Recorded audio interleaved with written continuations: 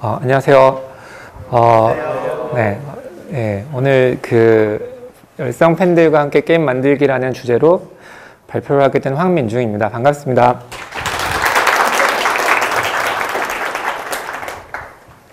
제가 이렇게 조금만 나가면 눈이 부신 구조네요. 저는 아크버즈에서 블랙 서바이벌이라는 게임의 디렉터를 맡고 있고요. 제가 오늘 강연을 시간이 2시간이더라고요. 한 번도 이렇게 길게 제가 얘기해 본 적 없고, 사실 다른 사람이 얘기하는 걸 2시간 동안 잘 집중해서 들어본 적도 별로 없는데, 보통 어떤 사람이 일관된 주제에 집중할 수 있는 시간이 그렇게 길지 않다고 하잖아요. 그래서 전체적으로 하나의 흐름이 나름 만들긴 했지만, 가능하면은 각 주제별로 좀 최대한 토막을 내서 얘기를 하자라고 생각을 했어요. 그래서 그냥 먼저 이제 아이디어라는 이야기부터 출발을 해보려고 해요. 요새 연말이고 그래가지고 송년회다 뭐다 친구들이나 뭐 친척들을 만나서 이렇게 이야기를 하게 되는 일이 많은 것 같아요. 자연스레 요새 무슨 일 하니 뭐 이런 얘기를 할 때 작은 게임 회사를 하고 있어요 라는 이야기를 들으면 가장 많이 얻는 반응은 이건 것 같아요. 우와, 너 사장님이냐? 아니입니다. 공동 창업자긴 한데 사장은 아니에요. 뭐 이렇게 나중에 돈 많이 벌면 외면하지 말아라 뭐 이런 얘기도 듣고 막 그렇지만 지금 저 돈 없어요 해도 회비 낼 때 배려해 주진 않더라고요. 두 번째로 많이 듣는 얘기가 이런 부분이에요. 나한테 진짜 기가 막힌 아이디어가 하나 있는데 한번 만들어 보지 않겠냐.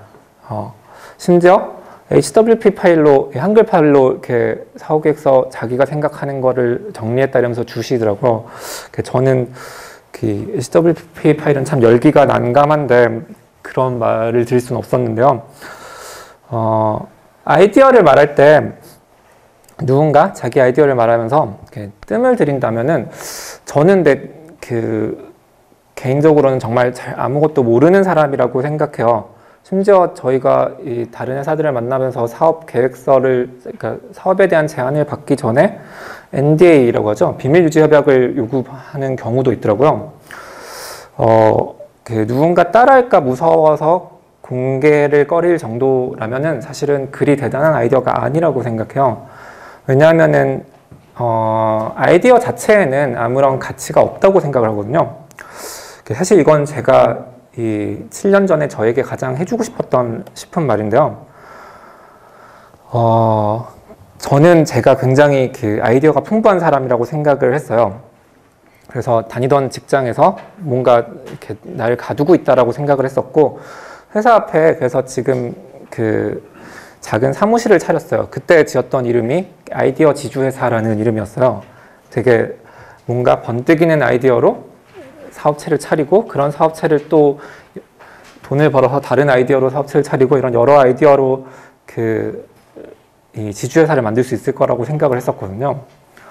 현재 저희 같이 창업해서 사장님인 분과 둘이서 이런 작은 사무실, 월세 35만 원짜리 단칸방을 빌려놓고 이제 퇴근하면은 맨날 절로 가서 밤에 이렇게 사업계획서를 쓰면서 날밤을 새웠는데, 어쨌든 뭐 누구는 차고에서도 시작하는데 이 정도면 어떠냐라고 생각을 했었어요. 근데 기획자 2명이 이렇게 시작하는 것과 개발자 2명이 시작하는 거는 지금 현재의 구글과 아크버즈의 차이만큼 큰 것 같아요. 시리즈가 되게 많은데 저는 개인적으로 저 코트가 진짜 와닿았었어요. 저 코트의 오른쪽에 있는 사진은 제가 거울로 봤던 거랑 거의 비슷한 것 같더라고요. 아무리 그럴듯한 아이디어도 남들에게, 그러니까 내 눈에는 좀 되게 그럴듯해 보이는 것도 남에게는 꽤 이런 느낌일 가능성이 큰 것 같아요. 6년 전, 7년 전에 세웠던 사업 계획서들이었거든요. 뭔가 대리운전을 중개하고, 아침에 뭔가 빵을 배달하고, 차량 정비를 중개하고, 이것들이 하나하나의 사업체가 될 줄 알았었어요. 지금은 그 O2O라고 보통 이제 통칭을 하는데, 그 중에서 어떤 것들은 구현되기도 했고, 어떤 것들은 이미 실패로 이렇게 드러나기도 했는데요. 그러니까 별로, 그러니까 태양 아래 새로운 건 없다라는 얘기가 있잖아요. 저는 저희가 좋은 아이디어를 갖고 있다고 생각했었는데, 이미 이 우버가 2009년에 창립을 한 다음에 연일 이제 실리콘밸리에서 뉴스가 나오고 있었고, 그걸 보면서 비슷한 생각들을 여기저기서 많이 했던 것 같아요. 다만 동시대에 알 수는 없죠. 다들 어딘가 차고에서 하고 있고 단칸방에서 하고 있을 테니까. 특히나 더 중요한 거는 그런 아이디어들 중에 3년 이내에 성공한 아이디어는 단 한 번도 본 적이 없는 것 같아요. 그나마 어떤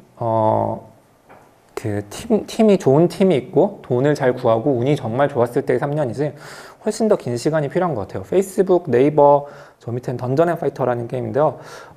이것들이 처음 아이디어대로 만들어진 경우는 없더라고요. 항상 피보팅을 거치고 제가 지금 이제 어느 정도 제가 떠올렸던 아이디어와 비슷했던 O2O 플랫폼에서 어느 정도 자리를 잡은 그 회사들은 다 제가 떠올렸을 때 이미 시작을 했던 회사라고 생각해요.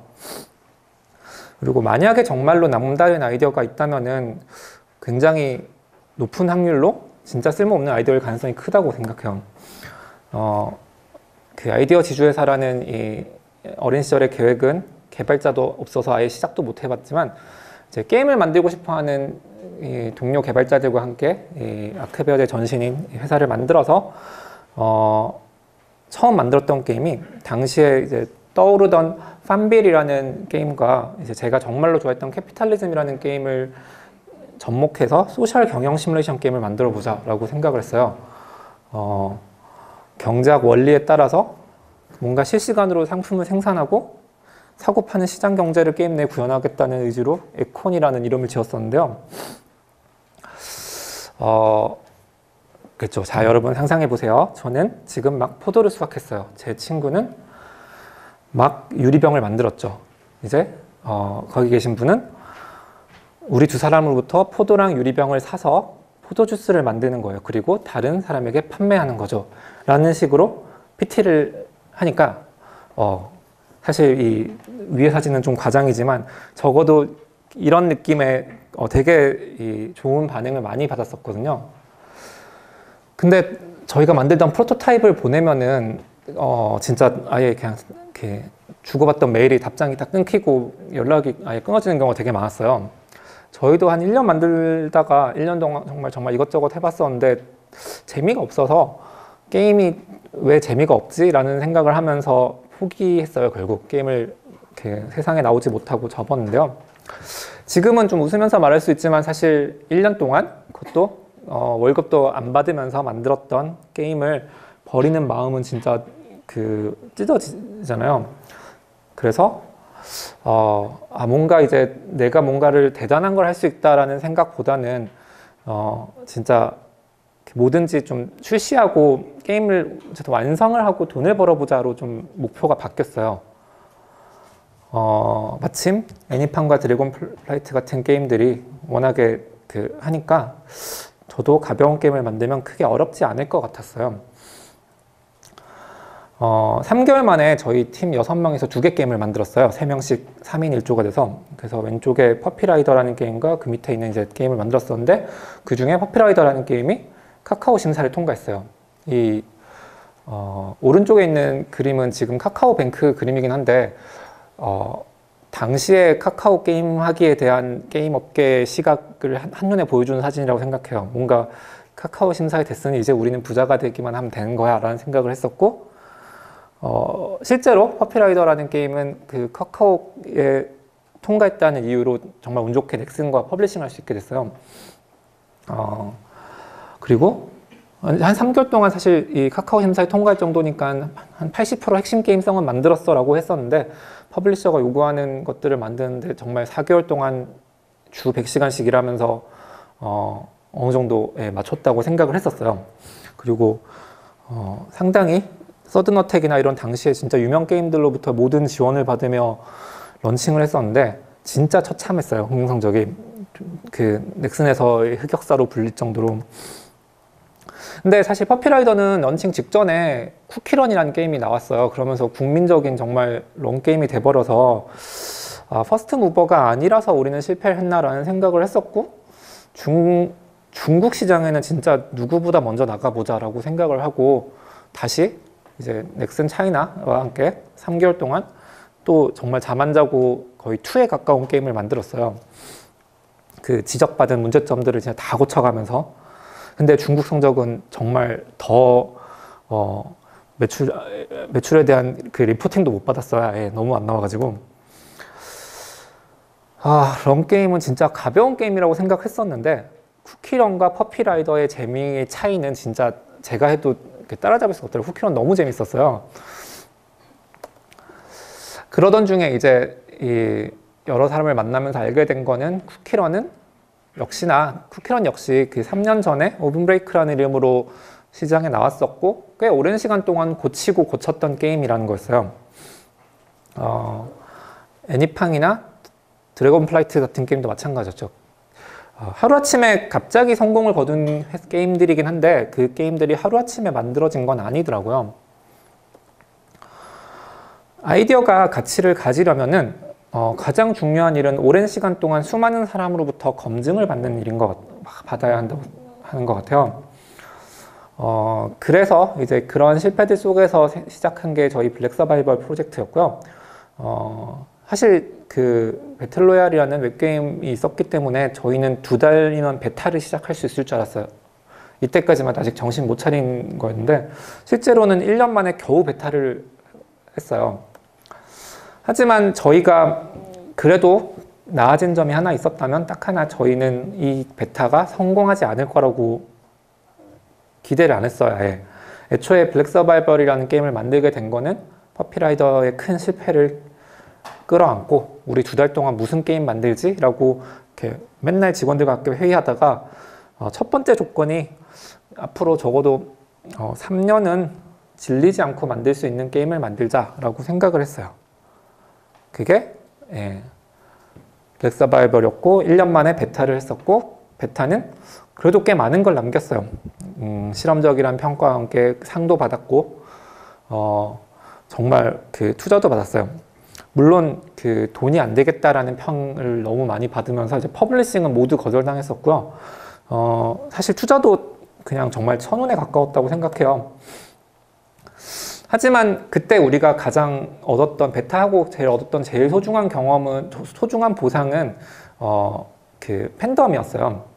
물론 지금도 별로 저희가 그렇게 큰 게임은 아니지만 지금보다 비교해도 훨씬 더 적은 정말 극소수의 얼리 어답터고 분들이었지만, 그런 그 유저분들이 우리 캐릭터로 그림을 그리고 팬픽을 쓰고 클레이로 캐릭터를 만들어 주시는 그 주단이, 이런 부분들은 진짜 그 데이터가 저희 팀원들을 힘들게 할 때 항상 버티게 해주는 근거였어요. 이게 그 정말 말로만 그런 게 아니라 오늘 전체 제목이 팬들과 함께 게임 만들기인 이유는 물론 팬들로부터 정말 많은 아이디어도 얻고 개선 제안, 뭐 비판, 조언 이런 것들을 많이 얻지만 제일 중요한 거는 누군가 지켜보고 있다라는 그 느낌 자체예요. 사실 이제 이 이후에 계속 말씀드릴 저희 오래 살아남기라는 전략이 그렇게 아무래도 사람이 정신적으로 이렇게 쉽지만은 않거든요. 그냥 뭔가 터질 것 같은데 안 터지고 이런 상황을 한 2, 3년 계속 감내한다라는 거는 네, 정말 제가 너무 좋아하는 그 만화의 한 장면인데요. 저는 이 원피스란 만화에서도 이 초파라는 캐릭터를 제일 좋아하거든요. 그래서 이 부분을 진짜 좋아하는데 그렇게 지켜봐주고 이렇게 잊지 않아주고 응원해주는 사람들이 있으면은, 여기 대사에 따르면 맹독 버섯스프를 마셔도 버티는 게 창작자라고 생각해요, 기본적으로. 네, 그래서 이 부분을 저희의 그 긴 어떤 서론이었고요. 사실 지금까지 얘기는 블랙 서바이벌을 시작하기 전에 아크베어즈에 대한 이야기였고요. 이제부터 게임에 대해 좀 더 얘기를 해보려고 해요. 저는 지금 게임 시장에는 2가지 종류의 전략이 있다고 생각해요. 블록버스터 전략이랑 오래 살아남는 전략이 있다고 생각해요. 먼저 런칭 효과라고 하죠. 오픈빨이라고 하죠, 전문용어로. PC 게임 시장에서 옛날에 이 오픈빨을 노리는 거는 사실 하나의 전략, 여러 개의 전략 중에 하나에 가까웠다고 한다면 모바일 시장에서는 거의 유일한 전략처럼 여겨지는 것 같아요. 아마도 많은 분들이 핸드폰에서 게임을 고를 때 어떻게 고르나요? 라고 한다면 정말 많은 분들이 인기 게임 차트를 보고 골라요. 그래서 이 데이터는 저희 This is Game의 2015년 데이터인데요. 여러 광고들을 집중해서 차트 상위권에 오르면 오가닉이라고 표현된 이 자연 유입, 그 차트를 보고 들어온 유저가 어마어마하게 늘어나는 구조 때문에 그래요. 그래서 2015년에는 마케팅으로 들어온 게 30%면은 차트를 보고 들어온 게 70%였다고 해요. 아마도 이 오가닉의 비중은 이때보다는 좀 더 줄었겠지만 여전히 차트의 중요성이 낮지는 않을 거예요. 그래서 진짜 오픈빨이 더 중요해졌어요. 옛날에 제가 이 회사를 다닐 때는 게임이 케이블 광고를 한다는 것도 잘 상상을 못 했었거든요. 근데 어느 순간 TV에 게임 광고가 나오더니 진짜 난다긴다 하는 정말 최정상급 스타들이 게임 광고에 나오고, 최근에는 진짜 리니지부터 해서 스타워즈, 디즈니 이런 이 헛소리 나는 IP들까지 가진 게임들이 만들어지고 있어요. 모바일 게임 시장은 여전히 매년 성장하고 있지만, 하지만 점점 이 블록버스터 게임에 대한 집중도는 더 커지고 있다고 해요. 저희도 이제 퍼블리셔들이랑 얘기를 하면은 가장 먼저 받는 질문이 주요 숫자 좀 줘보세요 라는 질문이에요. 괜찮으면은 저희가 마케팅을 해드릴게요. 보통 이제 주요 숫자라고 말하는 거는 뭐 고객 유지율, 구매 전환율 같은 거고, 마케팅하면 된다, 마케팅을 해주겠다, 마케팅하면 돼라는 말은 마케팅을 쏟은 금액, 투자금 대비해서 수익이 나올 거다라는 뜻이죠. 그 숫자가 만약에 좋았으면은 저희가 돈을 내고 했겠죠. 아마 퍼블리셔를 만나지 않고. 사실 이 ROI를 도출하는 공식에서의 핵심이 요새 진짜 단 하나의 데이터를 보면 잔존율이야 라는 얘기들을 많이 했어요. 근데 이 잔존율이라는 숫자도 꽤 실체가 애매해요. 이 두 가지는 같은 게임이에요. 왕자 영요라는 중국의 게임이 한국에서 펜타스톰으로 서비스가 됐었는데, D+1 잔존율은 뭐 45% 정도라고 해요. 저도 뭐 하더라긴 하지만, 네. 이 펜타스톰을 서비스한 넷마블에서 일반적으로 좋은 게임이라고 하는 비율은 50에서 60%라고 하더라고요. 많이 애매해요. 그래서 펜타스톰 같은 경우에는 한국에서는. 근데 똑같은 잔존율을 가진 중국에서도 잔존율은 똑같대요. 근데 정말 상상을 초월하는 성공을 거뒀죠. 지금까지 세상에 나온 모든 게임 중에 가장 흥행한 게임이 됐어요. 블랙 서바이벌에서도 이 D+1 잔존율이 별로 높지 않아요. 40% 이러는데, 그걸 높이기 위해서 진짜 5만 패치를 다 해봤었어요. 정말 대규모 패치도 하고, 초보자를 위한 정말 대격변을 했었는데, D+1은 크게 안 바뀌더라고요. 근데 튜토리얼을 통과하는 비율이나 저희 게임에서 두 번째로 낮은 리그, 그러니까 한 단계 높은 리그로 도달하는 비율은 거의 한 3배가 는 거예요. 그러니까 결국 D+1이라는 숫자로 너무 일반화되고 있는데, 사실 어떻게 잔존하느냐, 혹은 유저들이 어떻게 떠나가느냐를 좀 분석하는 게 훨씬 더 그러니까 그게 단순히 이 숫자에 담기진 않는 것 같아요. 사실 저희는 이제 모르면 실험을 해보자라는 주의라서 블랙 서바이벌은 제로 마케팅 정책으로 마케팅에 돈을 안 쓰자라는 게 기본 모토였는데, 그래도 실험적으로 1,500만 원 정도의 마케팅을 해봤어요. 페이스북에서. 결과는 13,000달러를 써서 총 3,400달러를 벌었어요. 물론 이제 제가 마케팅 초짜고 더 정교하게 마케팅을 배치하고, 또 불서가 별로 유료화가 좋은 게임이 아니라서 유료화를 잘 하면은 훨씬 더 좋은 결과를 가질 수 있겠죠. 하지만 확실한 거는 모바일 마케팅은 꽤 비싸졌어요, 예전보다. 왜냐하면 본질적으로 차트에 올려놓으면은 발생하는 이 오가닉에 대한 기대가 있기 때문에 그 차트에 올리는 비용 자체가 늘어난 거죠. 얼추, 그러니까 한 번에 한 3억 정도를 쓰면은 차트에 쓰지 않으면은 아예 차트에 영향을 못한다라고 하고요. 그래서 그 이하의 금액을 저렇게 저희처럼 1,500만 원 정도의 금액을 쓰면은 굉장히 효율이 안 좋다라고 하더라고요. 사실 저는 근데 블록버스터 전략이 굉장히 나쁘다고 생각하지 않아요. 오히려 정말 탁월한 전략이라고 생각해요. 다만 모두가 할 수는 없는 전략이라고 생각해요. 비슷한 게임을 만든다면은 작은 회사가 도저히 경쟁을 할 수가 없어요. 100명이 뭐예요? 요새는 300명 팀도 있고 그렇던데 20명 정도 팀이 혹은 더 작은 팀이 같은 게임을 만들어서 정말 기적적으로 비슷한 퀄리티의 게임을 만든다고 쳐도 아까 말한 그 리니지라는 IP를 갖고 있으면 스타워즈라는 IP를 갖고 있으면 똑같은 돈을 마케팅에 써도 효율이 달라요. 그래서 그 똑같은 마케팅을 비용을 써도 사람들의 반응이 다르고 도저히 이걸 경쟁할 수 있는 상황이 아니라고 생각해요. 더구나 블랙 서바이벌이 처음 오픈했을 때는 신규 차트라는 게 있었어요. 이게 지금 이거는 인기 게임 차트긴 한데 여기 보시면 신규 인기 유료, 신규 인기 무료 이런 차트들이 있어가지고요.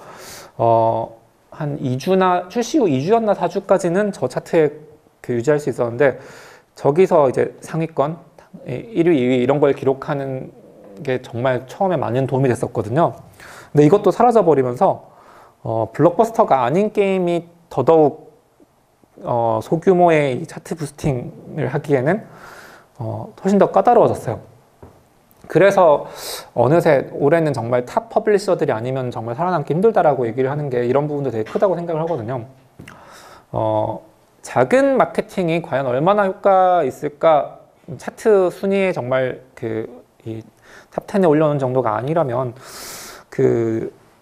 저희 이거 내부 데이터인데요. 지난 5월 달에 저희 블랙 서바이벌 전 세계 런칭을 했어요. 그동안은 한국에서만 서비스를 했었는데 근데 이때는 이미 이제 신규 차트라는 게 없어졌고 제로 마케팅 비용 하나도 안 쓰고 버티면서 해봤거든요. 이 두 번 큰 점프업이 있었던 건 첫 번째는 그냥 구글 피처드가 돼서였고요. 두 번째는 저도 이유를 잘 모르겠는데 중국어를 넣으니까 저희는 중국 서비스를 하지도 않는데 이 중국 유저들이 어떻게 막 해적판으로 막 들어와서 저렇게 늘어나 버렸어요. 하지만 근데 정말 여기서 이 차트에서 말씀드리고 싶은 거는 저 앞부분이에요. 구글 피처드가 되기 갑자기 확 뛰어오르는 그 직전 이 40일이에요. 저 40일째 되는 날에 신규 유저가 700명이었거든요. 굉장히 작죠. 700명이면은 사실 게임이 살아가는데 되게 적은데 근데 처음 30일 동안은 정말 절망적인 수준으로 저게 700명이란 말은 그 앞에는 거의 50명, 100명 이렇다는 뜻이거든요. 근데 너무 초라하지만 중요한 건 성장을 하고 있었고 그 마지막 한 10일 정도에서는 꽤 탄력을 받고 있었어요. 피처드가 굉장히 좋은 마케팅이라고 한다면 사실 마케팅은 어느 정도 이 시간을 앞당기는 용도를 역할을 해주기는 한 것 같아요. 근데 그게 아니었어도 만약에 저 곡선이 그대로 이어졌다면 저렇게 주황색 라인으로 이어졌다면은 피처드가 없었을 때랑 아주 큰 차이가 있지는 않았을 것 같아요. 그래서 저희가 이제 차기작을 안 만드나요? 라는 얘기들을 들었을 때 저희는 굳이 블랙 서바이벌을 오랫동안 계속 고쳐나가는 게 더 유리한 전략이라고 생각을 하고 있어요. 어차피 신작 효과도 없고 신규 차트로 놀릴 수 있는 그런 유입도 없는데 근데 이런 오래 살아남는 전략에서도 딜레마가 있어요. 캐즘이라고 하는 문제인데요. 잠깐 딴 얘기를 하면, 게임 시장이 그렇다고 해서 이제 더 이상 도전할 게 없는 시장은 아닌 것 같아요. 콘텐츠 시장은 본질적으로 새로운 게 쿨하다, 그 익숙해진 것에서 좀 더 새로운 걸 하고 싶어 하는 부분이 있기 때문에, 블록버스터 시장을 이끄는 대형 퍼블리셔들조차도 절대로 안주하지는 않아요. 늘 새로운 IP, 새로운 게임성을 갈구하고 자기가 투자해서 엄청난 대작들을 만들기도 하고, 이제 다른 플랫폼에서 성공한 메이저 게임을 모바일로 이식한다던가 다른 나라에서 성공한 게임을 이식하는 이런 부분에 대해서 계속해서 시도를 하죠. 되게 탁월한 시도들을 많이 하고 비교적 검증된 범위 내에서 규모의 경제로 할 수 있는 부분들을 하고 있는데, 저희 같은 작은 팀이 그런 걸 할 수 있다고 생각하진 않아요. 저희는 오히려 오늘날의 굉장히 비주류 시장에서, 매니아 시장에서 굉장히 오랜 시간 동안 갈고 닦은 그런 게임성을 차근차근 메이저 시장으로 가져오는 역할을 할 수 있다고 생각을 하거든요. 블랙 서바이벌이라는 게임의 출발점도 이제 한 10년 이상 인디 개발자들 사이에서 배틀로얄이라는 게임이 정말 갈고 닦아진 게임이었고, 그 부분에서 오히려 이제 너무 진입장벽이 높으니까 캐주얼화 해보자라고 했던 게 저희의 출발점이었어요. 실제로 이런 루트를 걸었던 게임이 되게 몇 개 있다고 생각해요.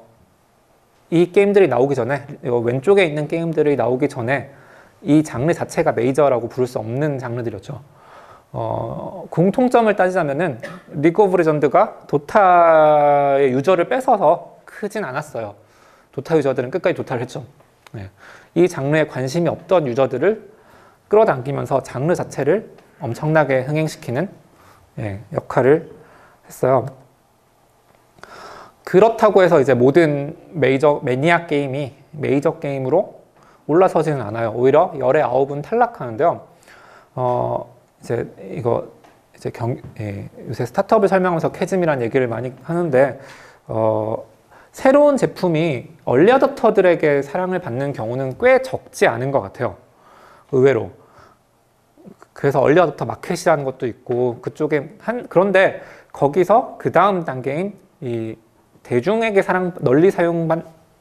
널리 사용되는 단계까지가 이 생사를 가르는 고비인 것 같아요. 얼리 어댑터 마켓으로 버티기에는 언제나 그 회사가 버티기에는 쉽지 않거든요. 그래서 지층 사이에 난 거대한 틈이란 뜻으로 그 캐즘이라는 용어를 쓰더라고요. 블록버스터 같은 경우에는 매스 마케팅이라는 도구를 이용해서 다수에게 다가가 버리죠. 근데 이 마이너한 장르, 매니아 장르를 하는 개발사의 입장에서는 이 캐즘을 해결하지 못하면은 이 깊은 틈에 빠져서 좀 나가기 힘든 것 같아요. 블랙 서바이벌은 운 좋게 얼리 어댑터들 사이에서 사랑받는 데 성공을 했고, 그래서 이제 그 다음 대중적인 게임을 어떻게 갈 수 있을 것인가 라는 고민에 대해서 저희가 지금까지 했던 경험들을 정리해 보면은 에반젤리스트 마케팅이라는 용어로 표현을 할 수 있을 것 같아요. 제법 거창한 이름을 빌려왔지만 사실 저희가 체계적으로 했던 건 아니고요. 제가 작년에 인벤에서 발표를 했던 거였는데, 그때는 그냥 정말 어찌하다 보니 우리가 좌충우돌 하다 보니 시행착오를 이렇게 했어요 라는 것들이었거든요. 그것들에 이제 굳이 이름을 붙이자면은 이름을 붙일 수 있을 것 같다라는 뜻이었고요. 에반젤리스트라는 건 선교사라는 게 사전적 정의인데요. IT 업계에서는 테크니컬 에반젤리스트라는 얘기를 훨씬 더 많이 써요. 애플의 수석 에반젤리스트였던 가이 카와사키가 에반젤리스트 마케팅이라는 것을 정립했다고 해요.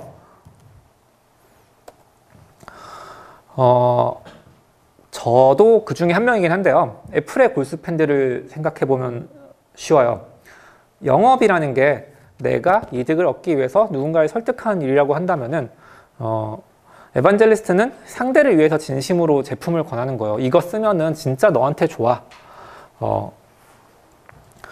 그래서 정말 선교사처럼 똑똑 좋은 말씀 전하러 왔습니다 라고 하는 그 선교사랑 비슷하다고 해서 에반젤리스트라는 표현을 쓰고 있고, 테크업계에서, IT 업계에서 되게 많이 쓰는 표현이죠, 사실. 제품의 이용자들이 자발적으로 그런 좋은 말씀을 전하게 하려면 당연한 얘기지만 진짜 대단한 제품을 만들어야 돼요. 작년 발표 때는 그래서 실리콘밸리 최고의 인큐베이터인 Y 컴비네이터의 이야기들을 인용했었는데요. 정말로 사람들이 사랑하는 게임을 만들면 된다. 사람들이 사랑하는 게임을 만들고 싶어요랑 같은 말이라고 생각해요. 되게 쉽죠. 대단한 게임만 만들면 되니까. 근데 하지만 사실 저희 같은 작은 회사가 블록버스터보다 더 좋은 게임을 만든다는 건 진짜로 쉬운 얘기는 아닌 것 같아요. 블랙 서바이벌은 제가 이제 기획을 담당해서 이제 실패한 에콘을 빼고 세상에 나온 첫 번째 게임이고, 저도 어떻게 하면 대단한 게임을 만들 수 있을지는 진짜 알고 싶어요. 다만 이제 블서를 운영하면서 저희가 느꼈던 그런 것들이라던가 이제 시행착오, 운영의 경험들에서 몇 가지 시행착오는 공유할 수 있을 것 같아요. 유저들이 저희 지인들한테 블랙 서바이벌을 소개할 때 제일 먼저 하는 말은 항상 야, 이거 돈 안 써도 돼. 그리고 유저들이 보통 게임을 소개받으면은 제일 먼저 묻는 말은 돈 써야 돼? 이더라고요. 착한 게임이다라는 소리를 듣기도 하고 막 기분 좋아하기도 했었는데, 사실 그게 중요한 건 아니고요. 게임의 본질은 뭔가를 겨룬다라는 데 있는 거잖아요. 게임이란 말 자체가.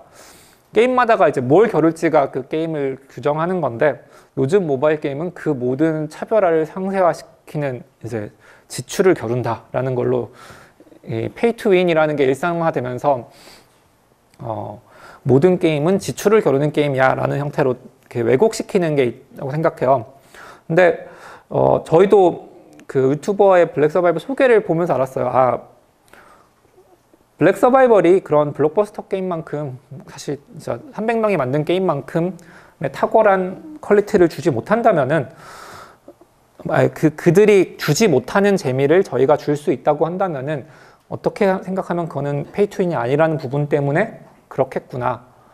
돈을 안 써도 재밌게 할 수 있다라는 부분이겠구나 라고 생각을 해서, 기왕 이렇게 된 거 저희 모든 언어에서 게임 소개 첫 문장을 non pay to win이라고 써붙였어요. 그래서 한국 게임답지 않아요 라는 리뷰를 되게 많이 외국에서 받았는데요. 근데 단순히 생각해보면 그냥 가격 경쟁력이라고 할 수 있을 것 같아요. 블록버스터 게임 즐기려면 한 10만 원 정도 써야 되지, 블서는 돈 안 쓰고 할 수 있어. 한 2, 3만 원 쓰면 진짜 대단해. 약간 이런 느낌으로. 정말 대단한 제품들 중에서 애플처럼 진짜 고가 정책과 이 명품 정책을 취하는 브랜드도 있지만, 샤오미나 코스트코나 정말 제가 좋아하는 브랜드들인데, 이런 브랜드들은 가격 경쟁력 자체가, 합리적인 가격이라는 것 자체가 그 경쟁력의 한 핵심이죠. 또 하나, 저는 사실 오타쿠란 말을 훨씬 더 좋아하는데요. 오덕의 핵심은 자가 소비인 것 같아요. 제가 사실 이걸 논할 수 있는 전문가는 아닌데요. 캐릭터성이나 뭐 스토리나 이런 모해한 요소 이런 것들을 어떻게 할 건가, 이런 구축하는 건가, 이런 거에 대해서 저는 제가 할 수 있었던 거는 그걸 가장 좋아하는 팀원에게 맡기는 거거든요. 이 매니아 컨텐츠의 엣지가 살려면은 결국 만드는 사람이 그 분야의 매니아여야 하고, 영혼을 갈아 넣는다라는 표현을 많이 쓰는데, 그게 그냥 단순히 야근 많이 한다는 뜻은 아니잖아요. 내가 재밌어하는 부분을 만드는 것, 그걸 극한까지 밀어붙이는 그런 부분이라서 공식으로는 설명되기 좀 힘든 그런 것들이라고 생각해요. 잘 모르는 사람이 보기에는 그냥 있어 보이는 뭔가 정도인데, 혹은 뭐 아예 있는지도 모르는 부분이거든요. 이 캐릭터가 저희 나타폰이라는 캐릭터인데, 캐릭터가 처음 공개됐을 때 이 캐릭터가 양말을 신었나 안 신었나를 가지고 유저 커뮤니티에서 엄청난 논쟁이 있었어요. 저는 잘 이해를 못하겠더라고요. 근데 그런 부분들은 진짜 이걸 그리는 사람이, 이 캐릭터를 쓰는 사람이, 그 시나리오 라이터가 이런 부분에 대해서 정말로 극한까지 추구해야 되는 부분인 것 같아요. 게임에 대해서 얘기를 하면서 사실 핵심 게임성이 뭐냐라는 얘기를 굉장히 많이 듣곤 하는데요. 여기 있는 5가지의 게임이 있는데 이 게임의 핵심 게임성은 뭔가요? 라고 했을 때 정말 굳이 나누면 2개 정도로 나눌 수 있을 것 같아요. 왼쪽과 오른쪽 정도로. 사실 핵심 게임성이 크게 다르지 않은 것 같아요. 굳이 대단한 게임이 되는 거는 핵심 게임성으로만 만들어지는 게 아니라 오히려 오랫동안 고치고 고치면서 그 쌓인 디테일들이, 바꿔 말하면 재미 요소들이 늘어나는 게 이런 그 오히려 이 탁월한 게임이 되는, 어떤 게임은 그렇지 못하지만 어떤 게임은 정말로 그 대중적인 게임, 그러니까 장르 자체를 흥행시키는 게임이 되는 그런 차이가 만들어지는 것 같아요. 모바일은 또 게임을 만드는 사람이면 누구나 이제 글로벌 서비스를 생각하게 되죠. 구글이나 애플 플랫폼의 진짜 최대 장점은 PC에 비해서 훨씬 쉽게 글로벌 서비스를 할 수 있다는 건데요. 의외로 그 한국에서는 정말 저희 되게 인정 못 받았었는데, 외국에서는 런칭 효과나 이런 것보다 장기적인 성장성에 주목하는 경우가 조금 있긴 하더라고요. 잘 없는데, 왕자 영유나 아까 이렇게 보여드린 배틀그라운드 같은 사례 때문에 특히 중국 쪽에서 오히려 이색적인 접근을 좀 하는 것 같아요. 네, 하지만 중국의 정말 일부 퍼블리셔들이었고, 대부분은 이 장기적으로 게임을 만들어 가겠다라는 거에 역시나 별로 공감하지 못하는 편이어서, 그래, 그런 거 그냥 글로벌도 우리가 직접 해보자 라고 생각을 했었고요. 실제로 그냥 영어 담당자가, 괜찮은 영어 담당자가 있으면은 직접 서비스가 힘들진 않은 것 같아요. 물론 그 중국어, 일본어 이런 언어들이 할 수 있는 사람이 있으면 무조건 좋은 거죠. 그 제 생각에는 그 특정 언어 시장에서 월 한 500만 원 정도의 매출만 만들 수 있다면은 무조건 사람을 그 언어의 담당자가 있는 게 무조건 좋다고 생각해요. 훨씬 남는 장사라고 생각을 하는데, 이 대단한 제품을 만드는 게 가장 중요한 일이에요. 당연히. 근데 가이 카와사키가 발음이 어렵네요. 가이 카와사키가 한 가지 더 이제 중요한 요소를 꼽자면은 대단한 제품이라고 정말로 믿을 것이라는 점을 얘기했었어요. 에반젤리스트는 고용될 수 있는 건 아니에요. 애플은 저한테 돈을 주기는커녕 언제나 저는 애플 제품, 신제품이 나오면은 지갑을 텅 비워버리면서 진짜 할인 한 번 못 받아본 것 같거든요. 근데 그렇지만 저는 주변 사람들에게 애플은 최고야라는 얘기들을 항상 하고 다니면서, 이렇게 이 자리에 와서까지 막 얘기하면서 차근차근 이렇게 믿음을 전파하려고 하죠.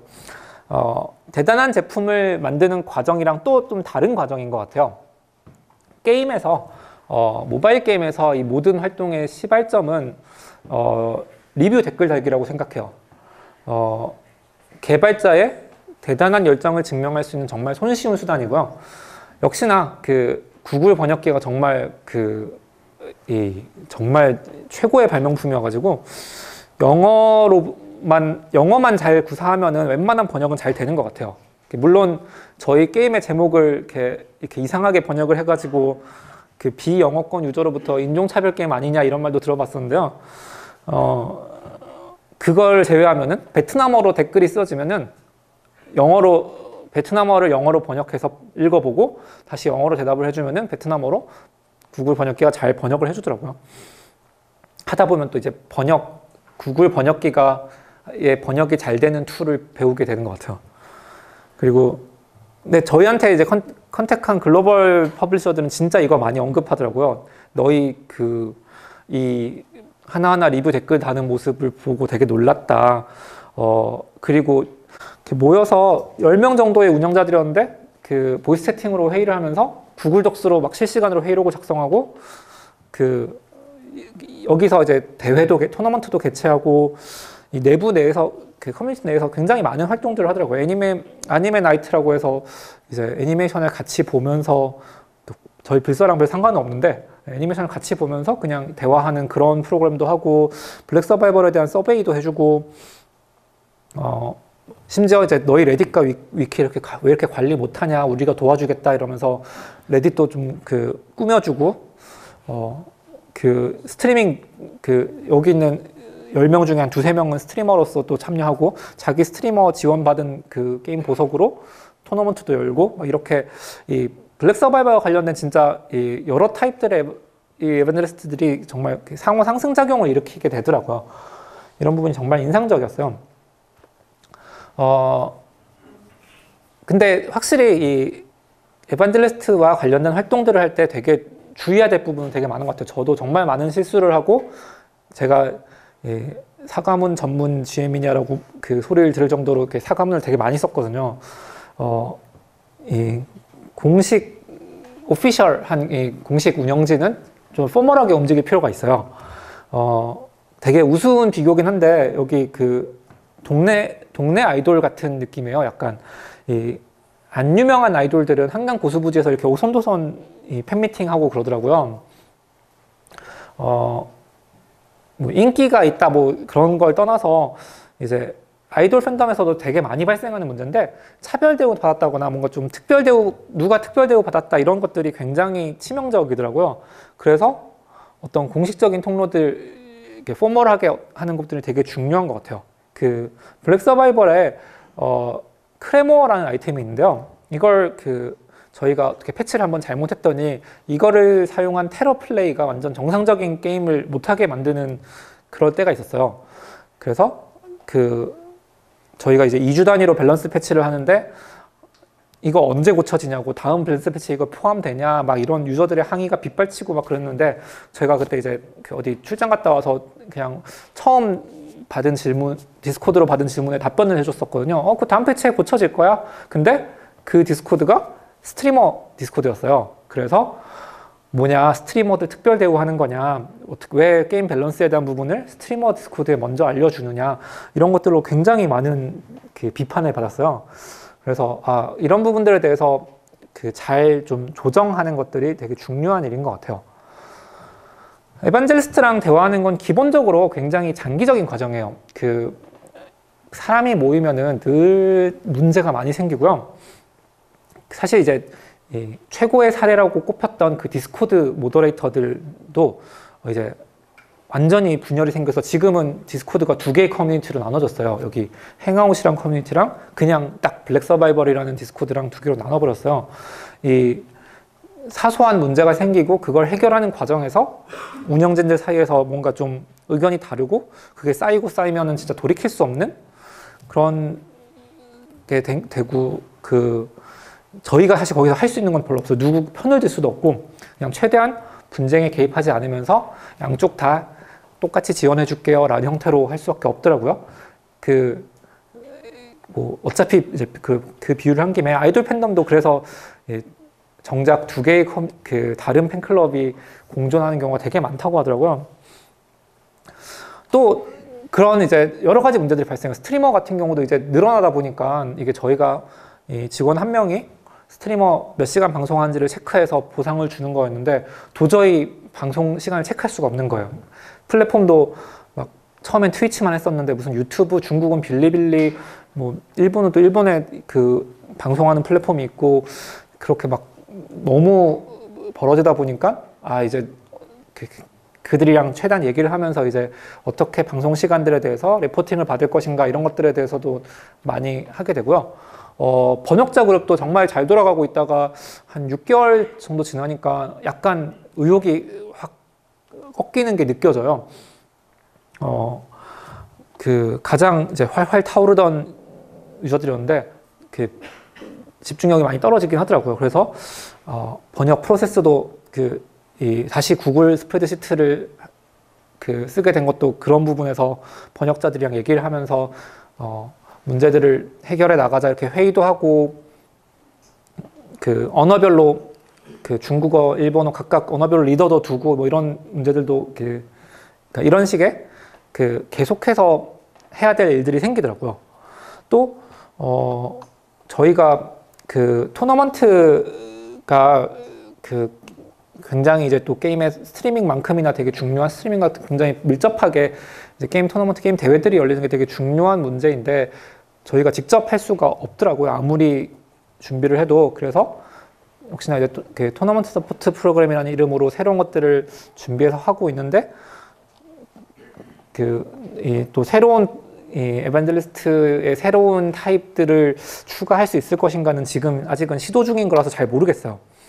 근데 덕분에 지금 제 디스코드는 블랙 서바이벌과 관련된 이 영어 2개 커뮤니티와 일본어 커뮤니티와 번역자, 토너먼트, 스트리머 이렇게 6개의 디스코드에 속해 있어요. 제가 블랙 서바이벌 관련된 서버만 이제 6개가 되고 계속 관리를 해야 되더라고요. 이런 그 오래 살아남기라는 전략에 대해서 이제 주로 이제 말씀을 드렸는데, 근데 그게 절대로 천천히 간다는 뜻은 아닌 것 같아요. 오히려 반대로 오랫동안 가려면은 충분히 빨라야 된다고 생각해요. 마치 그 비행기가 추진력을 잃으면은 양력을 잃잖아요. 그런 거랑 비슷하다고 생각을 하는데, 시장을 잘 이해한다라는 게 숫자나 통계를 이해하는 거랑은 조금은 다른 문제라고 생각해요. 시장 조사를 많이 하고 게임에 대해 다양한 게임을 런칭해본 경험이 있어요 라는 거는 어떤 시장에 대한 커먼센스, 상식이 풍부하다고 볼 수 있을 것 같아요. 특히 메이저 회사들, 탑 퍼블리셔들이라고 한다면은 여기에 있는 이 탑 게임들을 올린 회사라고 한다면은 이런 커먼센스 분야에서는 최강자라고 부를 수도 있을 것 같아요. 근데 이 매니아 시장에서 메이저로 진출하는 과정에서 겪는 이 캐즘 문제는 그런 커먼센스로만은 극복할 수 없는 것 같아요. 오히려 그 가장 날이 서 있는 시장 감각은 이런 유저들이랑 접촉하면서 생기는 감각이라고 생각해요.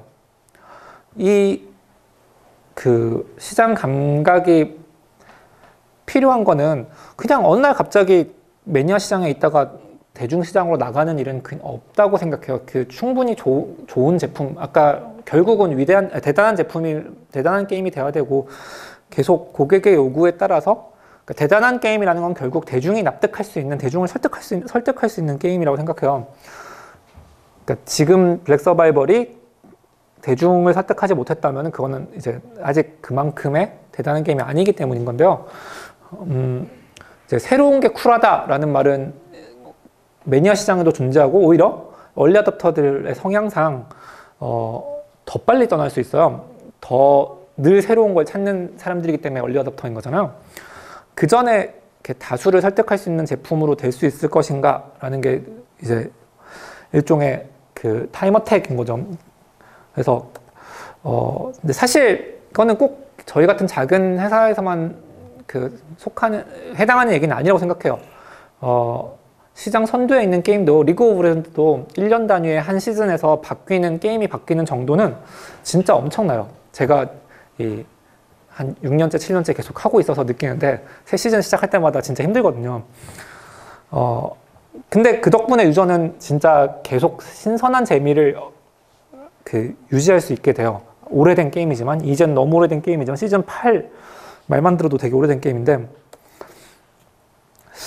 그러니까 변하지 않으면은 팬들은 떠나지만, 아이러니하게도 변화 때문에도 또 팬들이 떠나요. 저희가 그 5월에 글로벌 서비스를 하기 직전에 시즌 3 개편을 진행을 했었고, 이게 저희가 했던 시즌 3 개편은 그 다수가 이해할 수 없는 옛날 이제 배틀로얄 웹게임에서 비롯된 로직들을 다 없애버리고 진짜 좀 직관적인 게임을 만들자라는 게 제일 중요한 부분이었어요.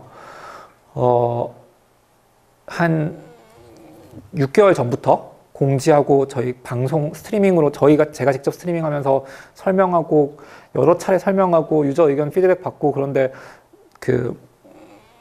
굉장히 많은 유저들이 이 진행 자체를 반대했었고, 실제로 개편된 이후로 한 일주일 만에 저희 핵심적인 팬덤이라고 부를 수 있는 최상위 리그에서 유저 3할이 빠져나가 버렸어요. 모든 커뮤니티가, 저희가 자랑으로 생각했던 모든 커뮤니티가 완전 비판과 요구로 도배되면서 막 그랬었죠. 근데 정말 다행히 목표했던 이런 이 초식 리그 성과가 좀 두드러졌고, 글로벌 서비스, 그 덕분에 이제 새로 들어온 신규 유저들 글로벌 서비스 이런 것들이 굉장히 좀 잘 되면서, 그리고 또 저희가 패치했던 것 중에 잘못된 부분들을 빠르게 좀 피드백 받고 반영하면서 많은 수가 복귀하기도 했고, 사실 결과적으로는 엄청나게 한국 유저들도 되게 순증하긴 했었거든요. 근데 뭐 대규모 패치라는 것 자체가 옳았다 틀렸다가 중요한 건 아닌 것 같아요. 아까 말대로 변화하지 않을 수 없는 거고, 당연히 빛과 그림자가 있는 거고, 사람이 다 맞출 수 없는 거니까. 근데 중요한 건 그 과정의 진정성인 것 같아요. 결국 그 에반젤리스트 마케팅이라는 용어를 빌려와서 정리했지만 진짜 대단한 게임을 만들고 사람들이 사랑받는 게임을 만들겠다라는 걸 진짜로 믿고 추구하면은 유저들도 그 진짜 대단한 게임이라고 믿고 에반젤리스트가 돼서 옆에 있는 다른 사람들에게 얘기를 함께 설득해 줄 수 있는 것 같아요. 그래서 저희가 이게 저희가 준비한 발표였고요. 한 1시간 20분 정도 걸렸는데요. 진짜 긴 시간 동안 발표 들어주셔서 정말 감사합니다. 네.